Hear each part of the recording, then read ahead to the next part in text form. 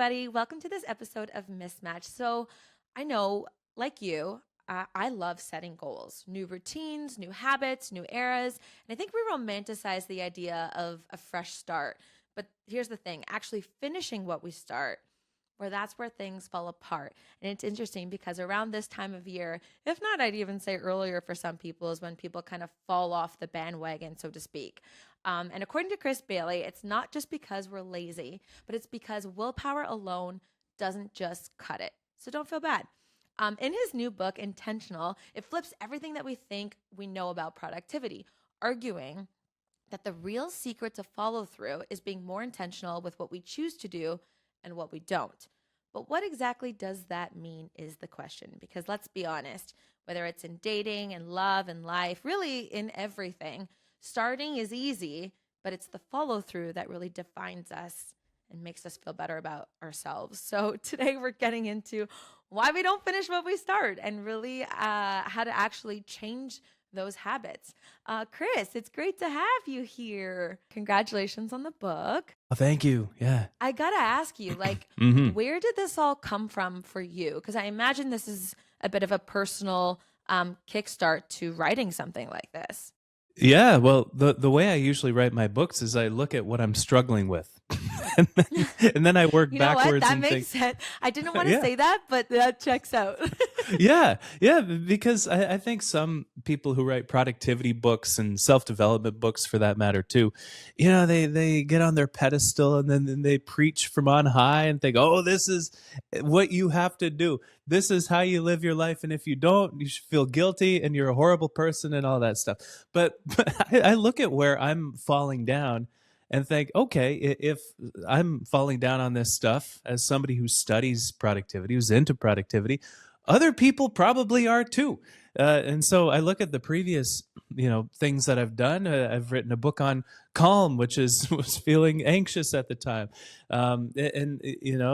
another book on focus because I was so distracted. And this book is very much, we're in this automatic world and we get swept up into it, and we have all these things that we don't start, and the world pulls us in 1,000 different directions. So how do we actually gain some semblance of control and feeling like we're in charge of our own days, and it kind of all weaved together around this idea, looking at the science of it, chatting with experts and even Buddhist monks. I chatted with a lot of Buddhist monks in writing this book.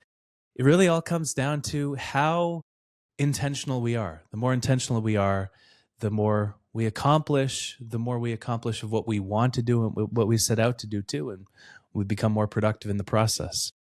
So let's talk about intentionality Mhm. because, everyone can have the right intentions, but not for anything. I'm the type of person that, and this is probably the wrong attitude to have. I'm like, I don't care about your intentions. You didn't do it or you didn't follow through Yeah. and that's like, it's just like not enough to have the intention, you know? Oh, it's so true. The intention is beautiful. Intention is what makes us human. But the road to hell is paved with good intentions, So there's that saying too. And it's like, I'm like, yes, I don't care what you're like. I care what you do at the end of the day. Yes. I care Yes. what you create, what the difference is that you make. And that's the interesting thing about this idea of intention is we don't always finish the things that we start. But when we do finish something, there was an intention behind it every single Mhm. time we finish something. And so the question then becomes, what separates both of those categories from each other? What separates the things that we actually finish sometimes they're things that we just give more of a shit about. And so we're more likely to finish them. And then there are the things that lead us to procrastinate. So procrastination is a big part of this puzzle that we have to piece together. And it turns out there's concrete things that lead us to procrastinate on things. But Mhm. that becomes the question, right? Is what separates the intentions that we finish from the ones that we don't? And it is, there is complexity. Procrastination is a part of it, which we can overcome. Setting better intentions is another thing that we can do, that there are tactics for as well, especially on a daily basis that we can actually action, that feed into our longer term goals. And so luckily there is stuff that works for this thing called intention. Perfect. You can fix it. So, Yes. so it's let's start from the beginning, Chris, more so. Like, why explain this like human behavior, or maybe how we can like grab a hold of the feeling of being so excited at the beginning of setting an intention or a goal, Hmm. and then like lose momentum. And I Yeah. said earlier in the Yeah. intro, like especially around this time of year, it's like, and you know, everyone sets these New Year's resolutions and all these new goals for the year, and this is when like people at the gym drop off. This is when it gets quiet Yeah. at the gym. Is what I Yeah. what I normally This is say. this is usually when I start going to the gym. It is when the crowds aren't there. Yeah, S- yeah. yeah, it's interesting with every single goal that we ever have. There's something that I call the timeline of goal attainment, where it's the definition is the name essentially. It's the timeline of what we're going to do over the length of a goal until we get to the point where we attain it. And over that timeline, there are two main things that fluctuate. The research shows, and it's kind of obvious in hindsight what those two things are, but it's desire and aversion. And so desire pulls us towards something. And like you're saying, when there's that initial burst of excitement and novelty, it's like, oh hell yeah, like let's learn Spanish. Let's get this 8-pack. Let's get whatever we want to do. So there's that initial excitement that is where a goal is very desirable at the beginning. But then, of course, we all know the familiar pattern. It starts off up here, and then it tapers down, where desire falls, and then aversion comes into play, where a goal becomes ugly. In other cases, fugly. And so every goal has a different level of ugliness that rears its head after that initial excitement fades.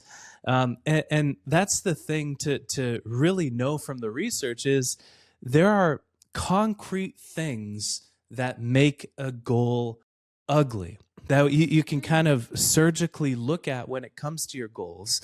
And these lead us to procrastinate on. So when something's boring, we're more likely to put it off, right? Take doing your Okay. taxes, for example. They're boring, Yeah. so we put them off. But there are other attributes too. When something's frustrating, we're more likely to put it off. When it's unpleasant, we're more likely to put it off. When it's far away in the future, when it is unstructured, is a big one. So it's not clear to us how to actually the path that we need to follow to Right. follow through. And the final one is when something is meaningless. That's where I think things really get interesting, where there's a lot of science behind what makes a goal meaningful. Because, of course, and I don't really need to tell the people listening, you or the people listening to this, but the easiest way to tell if something's a priority for you is you've done it already, right? It's a part of your life. So if you haven't, there's probably something that might be misaligned in how ugly it is or how meaningful it is, which leads to the desire part. And there's the interesting research behind meaning behind our goals. That's so interesting, and like reflecting on even just myself, some of the goals, and like going through those questions of asking yourself, how meaningful is this to me, or how motivated am I to try this or do this or commit to this? And Yeah. and with commitment, it's interesting because there's this concept of willpower, and Mm. not for anything, as I dust my shoulders, like to say I Oh, have look at you. pretty good willpower. Yeah. But what you're saying is that that means nothing in terms of what actually drives follow through, which is really interesting. It is interesting, and honestly, it surprised me a little bit looking at the research Yeah, but it turns out one of the best, because life does get in the way, right? of We course. set off like we were talking about with the best of intentions, and then everything hits the fan, and then we have to pick up the pieces and think like a goal is amazing until your hot water heater floods your basement, and then everything is up in the air, right? Right. But I think it comes down to, I think a great place to start is thinking, what is a goal even? And to go back to the conversations that I had with all these Buddhist monks, I actually learned maybe more from the Buddhist monks than I did chatting with the scientists and writing this book. I But kind of love that also. yeah, it was so but the interesting thing is when you look at the lessons from the Buddhist monks, it matched with the science. You know, it wasn't a mismatch; it was a match. So, so they I see what perfectly. you did there. Oh yeah, yeah. No, that's not a callback. I don't know what that's called. Just a plug, I guess. It's a pun. It's a pun. We'll give you a Yeah, pun. a pun, a little dad joke for you all on whatever you're listening to. But what one really interesting thing that was a lesson from the monks is what a goal even is. Because we think of these goals as like a pass and fail test sometimes, where when we fail at it, which happens quite often, right? Hmm. 92% of the resolutions that we set fail. That's what the research shows. That's high. It's a high number, but it's not, it shouldn't be a surprise when you look at what a goal is, which is a goal is really just a prediction. It's a prediction of where you believe your current and your planned actions will take you. I don't know if you've ever tried predicting the future, like what the stock market's going to do tomorrow, what the hot water heater in the basement's going to do this evening, whatever. It's difficult. It's very difficult to predict the future of our life, especially when other humans are involved. And so seeing a goal for what it is and holding it a bit more loosely, not getting so like editing our goals too as they go on, as we realize more of what we want and what we don't want when it comes to something. Dropping the goals that maybe we're not putting off because they're ugly, but because we can't connect with something meaningful inside of them. So holding our goals a bit more loosely and editing them, but also dropping them can be a really helpful strategy for more goal attainment over time. And that's what we want at the end of the day, right? Yeah. Yeah, well, we want to live a life true to who we are, I think, is what Right. we want. And that was another, interesting thing from the research is the biggest motivating force when it comes to our goals in our life are our values. And Hmm. whenever I hear, I have to be honest with you. I have to be honest with you. Whenever I've heard the term values, my eyes have kind of glazed over because I think of Yeah. these exercises that I've done in the corporate world where some consultant comes in and has a sheet that has 100 values on it, and it's like circle the ones that, and it's like I don't know what I like here. I like Yeah. them all. Let me circle the whole page.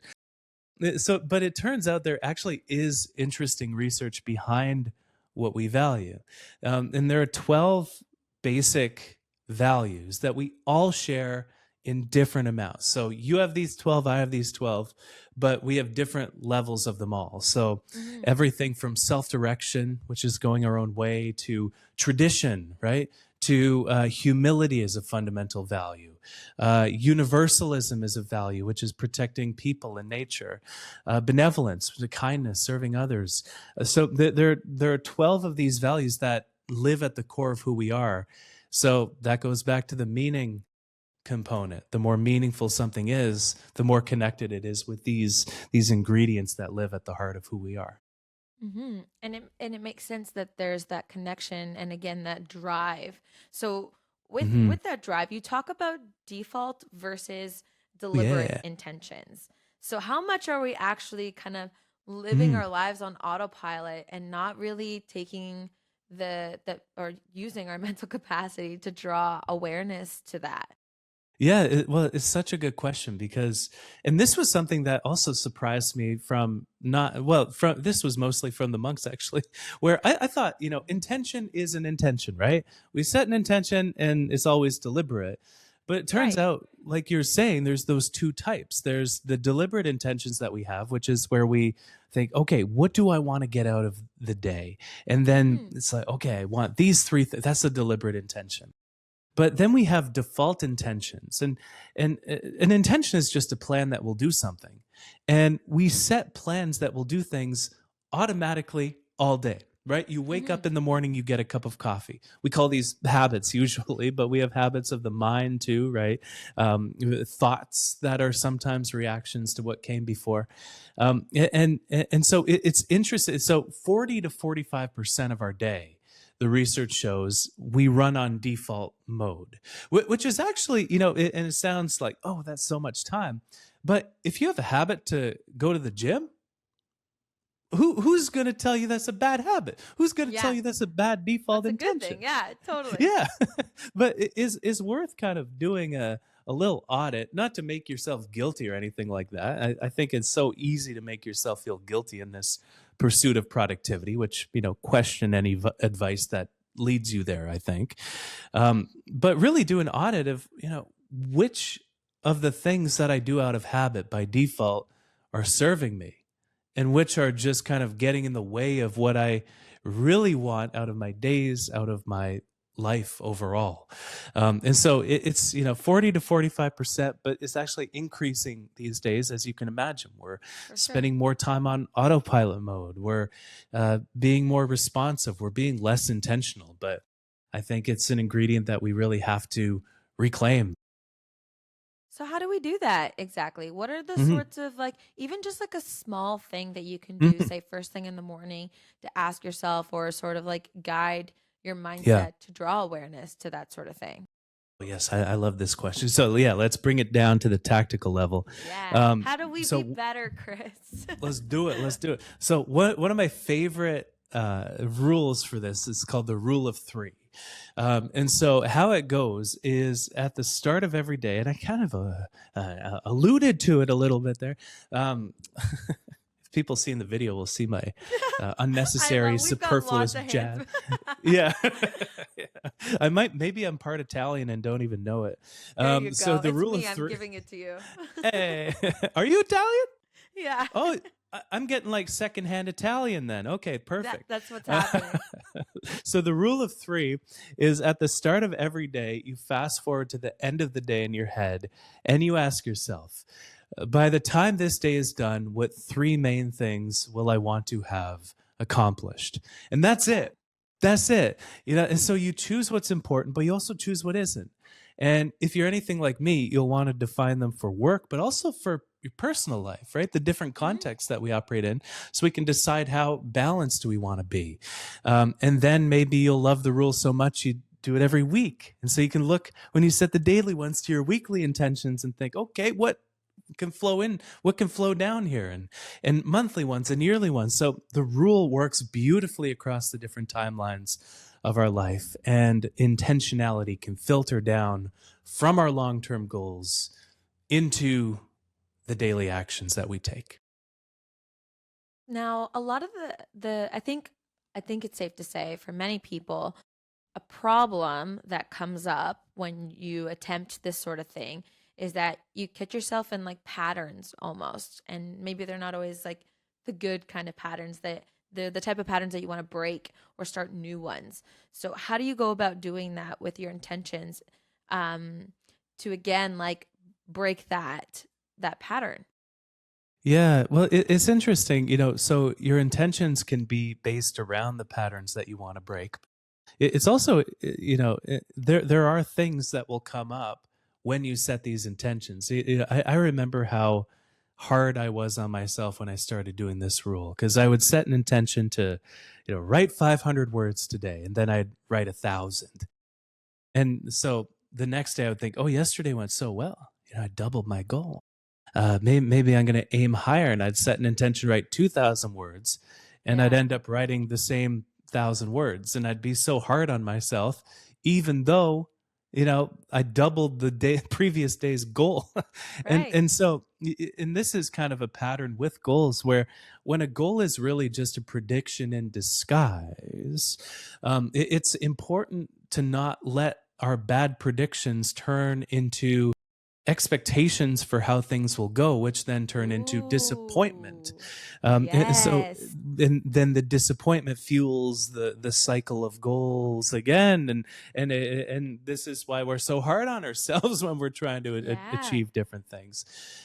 But awareness is the missing ingredient here, where when we bring awareness to the goals that we're setting, we notice what's working. We notice what isn't working. We can hopefully, in set an intention to do this is look at it with non-judgmental awareness. Just, hold your behavior in your hands and think, okay, as if you're studying yourself, and think, okay, why did I write two times the words today, or half the words? Maybe my estimates were off. Maybe my prediction was off. And then Mhm. over time, you develop an understanding of your capacity to get things done. And studying yourself in this way, you understand all the different complexities of daily life that get in the way of things that are just beyond our control, which is another reason or excuse, or I would say justification, to ease up on yourself in the process. For sure. It's so funny because often like when you talk to yourself in your head, I'm quite like hard on myself and I'm Yeah. mean to myself in my brain. Yeah. Like, people will ask, would you ever talk to somebody else like that? I'm like, no, Hmm. never. Like I'm Yeah. horrible. So it's like, Yeah. yeah, that's a really good point to note, to like remove the ego and almost look at yourself Mm, as like a subject, because you yeah. like handle or analyze things very differently. Yeah. Yeah. It's true. You're studying yourself. Yeah. Yeah. Yeah, exactly. For Yeah. you, Chris, or for people watching and listening, Mhm. what would you want the biggest takeaway to be from this book, from Intentions? Ooh. Oh, there's so much in intentional. Oh man, I would say the values. No, we didn't dive into all 12 because it's, we don't have all like an hour or two, but We need but more time. we need, yeah, let's get more time. That should be our intention.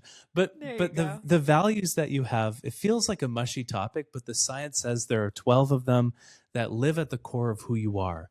And these are what motivate you, but they're also your biggest and broadest priorities in your life.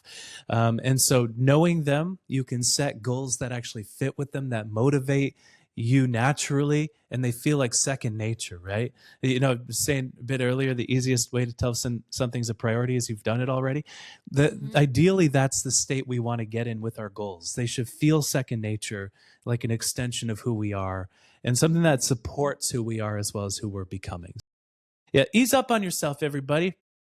You can Ease be up. nice to yourself. Wise words from Chris. No, it's fantastic. Chris, tell everybody where they can purchase Intentional and learn more about you as Yes. well. Intentional How to Finish What You Start is the name of the book. There it is, and all its rainbow glory. Any wherever books are sold, there's an audiobook too if you want. And I'm at chrisbailey.com if you want to follow anything there. No pressure, but I like this book. I Fantastic. think you'll like it too. No, we'll add the pressure. You should, everyone. Okay. Follow along, and you're going to be a better person for it for sure. Thanks so much, Chris, for your time. This was really mind opening, and I feel like I'm going to approach things very differently. So thank Oh, you. amazing, amazing. Thank you so much for having me on.